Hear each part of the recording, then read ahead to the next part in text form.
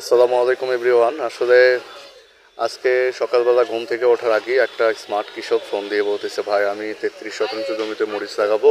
তো আসলে কি করলে কি করা যাবে, কি করলে ভালো হয়, একটু পরামর্শ চাই। যদি আপনি আমার জমিটা ভিজিট করে একটু দেখে যেতেন তাহলে মনে হয় আমার ভালো হতো। তবে গেলাম কৃষকের জমিটা ভিজিট করতে, তাকে সুপরামর্শ দিয়ে ফেরার পথে এমন একটা নার্সারিতে ঢুকলাম, মন কাড়া নার্সারি। দেখেন এখানে একটা বংশাই আছে। আসলে এই বংশাইয়ের বয়সটা হচ্ছে 14 বছর 6 মাস। আমার একটা জিনিস আমি আপনাদেরকে বোঝানোর ট্রাই করি, গাছকে ভালোবাসলে, যত্ন নিলে সেই গাছ যে আপনার কাছে সারা জীবন থাকে।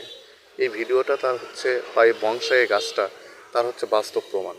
আসলে কত সুন্দর, আর কত সুন্দরভাবে ধারণ করে একটা নার্সারিতে এত বছরের একটা বংশাই গাছ রেখে দিয়েছে। সে মানুষটাও বা কত সুন্দর।